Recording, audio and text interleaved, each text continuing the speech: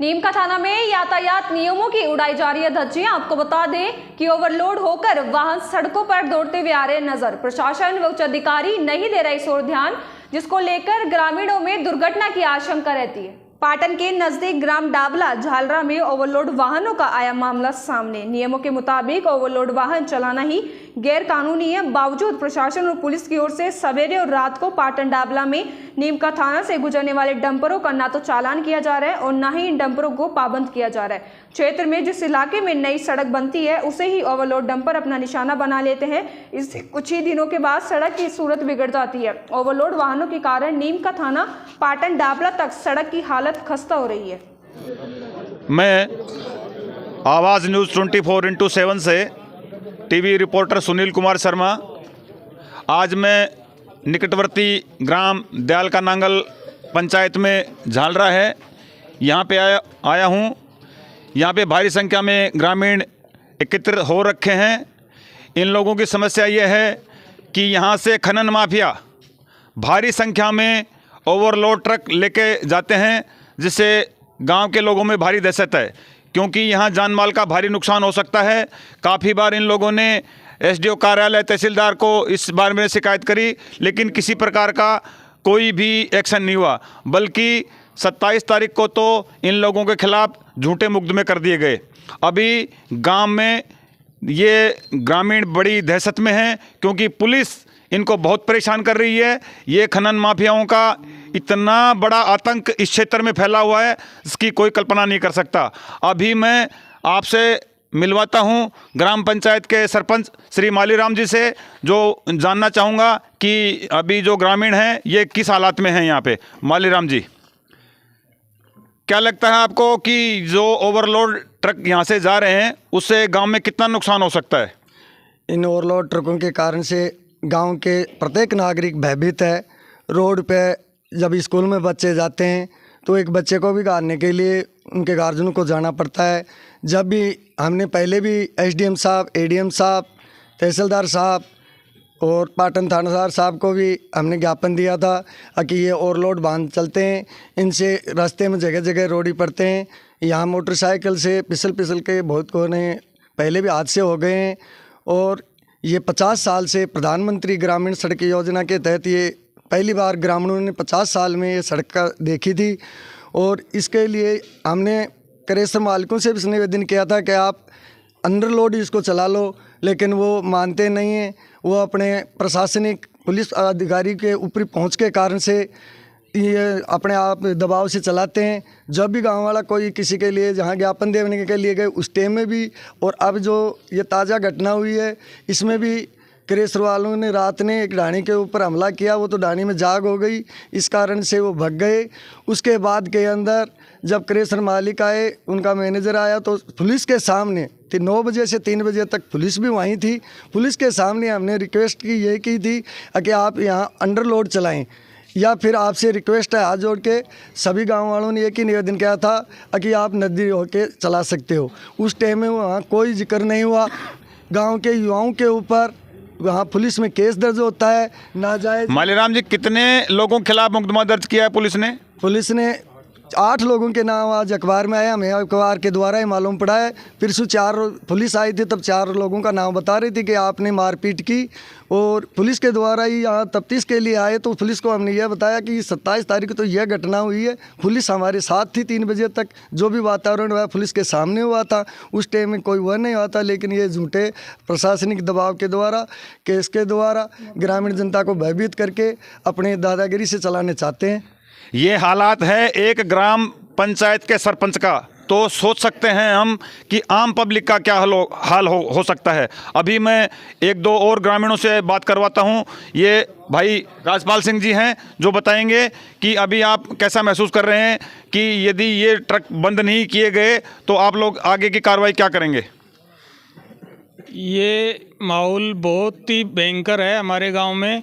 ये overload truck चल रहे हैं, इनसे हमारे आक्रोश फैला हुआ है और गांव वाले सभी डरे हुए हैं। और ये पुलिस अधिकारी है जो इनका मनोज घुमरिया का भाई है, उसके दबाव से पुलिस को भेजते हैं। यहाँ मंच हर किसी पे कोई भी मिलता है उसको उठा के बंद कर देते हैं और उनके ऊपर ज़बरदस्ती मुकदमा दर्ज करवा देते हैं। और ये अपनी दादागिरी से, पुलिस प्रशासन से ये हमारे गांव को डराना चाहते हैं और हमारे गांव में बहुत ज़्यादा नुकसान हो रहा है। अगर इसकी उचित कार्रवाई नहीं हुई तो हम इसको आगे, इस रूप को आगे लेके जाएंगे, एसडीएम कोर्ट को धरना देंगे और इस लड़ाई को हम हाई कोर्ट तक लेके जाएंगे। धन्यवाद मनोज भाई। अभी मैं आपको इनसे भी मिलवाता हूँ। क्या नाम भाई साहब आपका? जयचंद जी हैं। ये हैं इस ग्राम के बहुत ही बुजुर्ग लोग हैं और देखिए ये किस हालात में यहाँ पे खड़े हैं। ये जो ट्रक लेके जाते हैं जयचंद जी, तो इनकी जो ढुलाई होती है ट्रकों से, ये कहाँ पे इकट्ठे करते हैं इनको? ये सब कहाँ से जाते हैं? ये ग्राम डाला होते हुए रेलवे स्टेशन जिलों को जाते हैं और जिलों में ढुलाई करते हैं। ये प्लेटफार्म पे ही करते हैं क्या ढुलाई? हाँ, प्लेटफार्म पे ही। देखिए, जो कि एक पब्लिक पैलेस है रेलवे प्लेटफार्म, जहाँ पे किसी भी प्रकार का व्यावसायिक कार्य करना गैर कानूनी है, लेकिन सरकार इतनी अंधी हो चुकी है कि उनको किसी भी प्रकार के नियम कायदे कानून से कोई लेना देना नहीं है। कितनी पब्लिक परेशान हो सकती है, कर सकते हैं, ये बड़ी विडंबना है इस देश की। हाँ जी। हाँ, हमारे छोटे छोटे बच्चे हैं, जाने के लिए रास्ता नहीं है। 170 गाड़ियाँ एक साथ चलती हैं जो भारी मात्रा में पत्थर ढोते हैं। धन्यवाद सर। आपका नाम? मेरा नाम हौलदार भोलूराम, अभी दयाल का नांगल। ये रिटायर्ड आर्मी हवलदार जी हैं, मिलते हैं इनसे। हाँ जी सर, बताइए कैसे महसूस करते हैं आप इनसे? मैं जो कहूँगा सत्य कहूँगा, सत्य के अलावा कुछ नहीं कहूँगा। कानून के लिए, कानून के दायरे में रह के बताना है। रोड बना है साधन जाने और आने के लिए, लेकिन उनका भी एक नेम बना है, उसी नेम के अनुसार जाएं और आएं, हमें कोई आपत्ति नहीं है। लेकिन इसकी वजह से इन ट्रकों के ओवरलोड चलने से नज़दीकी मकानों में दरार आ रही हैं और जाती टाइम तो हेवी लोड होने के बाद ये धीरे धीरे जाते हैं, आती टाइम इतनी स्पीड से आते हैं कि कोई पता ही नहीं कि कब कौन बच्चा इनके सामने फेट में आ सकता है। बच्चा नहीं, बुजुर्ग आदमी भी, जवान लड़के भी उछल के साइड में कूदते हैं जो कि गाड़ी आ गई। इस हिसाब से ये लोग इतनी मतलब ओवर स्पीड, खाली ट्रक को ओवर स्पीड लाते हैं, जाती टाइम इतना ओवरलोड ले जाते हैं जिसकी वजह से इतना प्रदूषण होता है कि ओर पास की फसल को भी नुकसान होता है और मकानों में भी दरार पड़ती। क्योंकि रोड बनाया था, उसमें जो लोडर चला था उसकी कैपेसिटी से भी ज़्यादा वाहन लोड लेके जा रहे हैं। इसकी वजह से रोड भी टूट रहा है, नज़दीक के मकान भी टूट रहे हैं। बशर्ते जिलो रेलवे स्टेशन के ऊपर जो भी यात्री जाते हैं उनको रेल क्रॉसिंग करने में भी दिक्कत होती है और वहाँ प्रदूषण भी होता है। जब ये खाली करते हैं तो इतना प्रदूषण होता है कि वहाँ पर सांस लेना भी मुश्किल हो जाता है। देखिए, हमारा गांव दयाल का नांगल एम जादरा, दयाल का पंचायत के अंदर इतना वो कुछ हो रहा है। कुछ बंदों ने इतना तक कहा था, वो भी पुलिस के सामने, कि भाई ये तुम गलत कर रहे हो, लेकिन रात के समय में आके करेसर वालों ने, खनन विभाग वालों ने मकान में आके उनको पीटा गया। देखिए कैसी विडंबना है। जो देश के लिए अपने प्राणों का बलिदान देने के लिए जो सीमा के बॉर्डर पर खड़े रहते हैं, आज वही एक आर्मी का जवान अपने प्राणों की भीख मांगता हुआ दिखाई दे रहा है।